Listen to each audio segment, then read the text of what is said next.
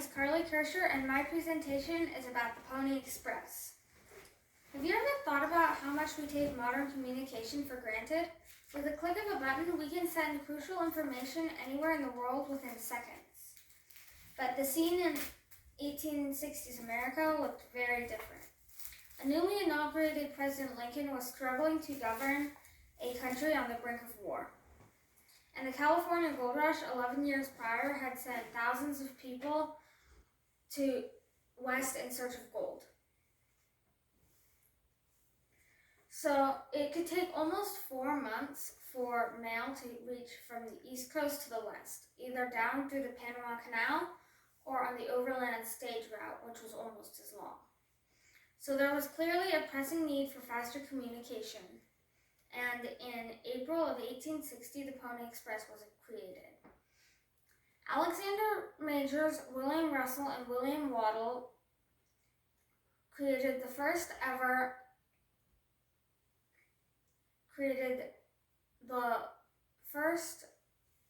longest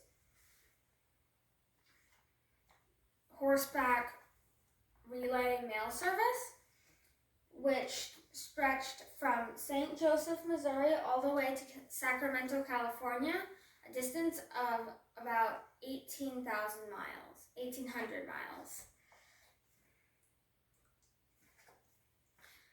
The way it worked was, again, a relay service. It had stations along the route, 10 to 15 miles apart, and riders would go from station to station, and at each station they would get a new horse.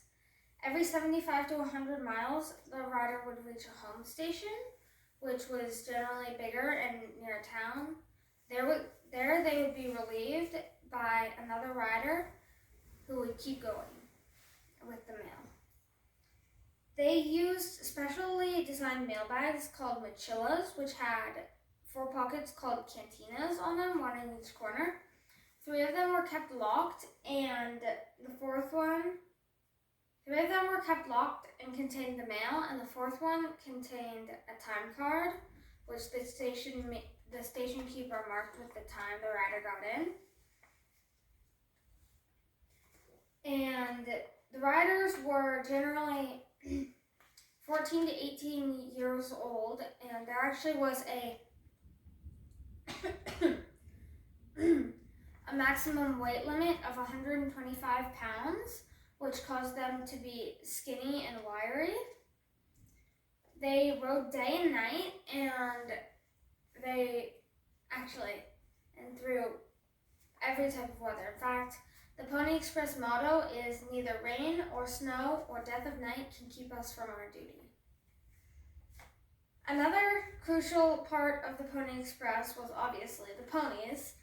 Mustangs, Morgans, Pintos, and Thoroughbreds were generally used because of their speed and their stamina, and the horses were actually required to run a minimum of 15 miles an hour, and they were really important to the success of the Pony Express because they kept the riders safe.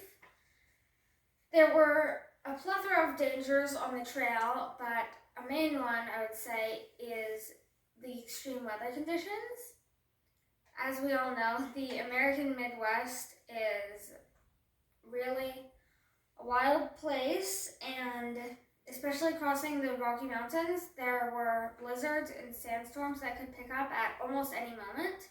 The riders would often get lost, and the ponies could be depended upon to take them to the next station safely. Another danger along the Pony Express Trail was Native Americans. At the isolated Pony Express relay stations, there were basically no people around, no town or anything. So Indian raids were common on those areas. The riders were less of a target because their horses were running, and the Pony Express horses could generally be depended upon to outrun the Indian ponies. But the station keepers were in the most danger from Indian raids. In fact, more station keepers died than riders did on the Pony Express. So, despite the renown of the Pony Express, it was only in existence for 18 months, despite the common opinion, but it ended up losing a lot of money, $500,000, because its rates were just too high for the common person, and it soon could not compete with a new player on the scene. Not long after the Pony Express was established, Congress passed a bill telling the Secretary of Treasury to finance a telegraph line from the Missouri River to the Pacific Coast. The line was completed on October 26, 1861, and a couple days later, the last rider arrived with his mail, which ended the Pony Express for good. So, despite its brevity, the Pony Express delivered 35,000 letters, and it made 308 runs in just 18 months, which means that they were sending off a rider every other day. So, even though it didn't last very long, the Pony Express was and still remains an icon of the American West. Thank you. Are there any questions?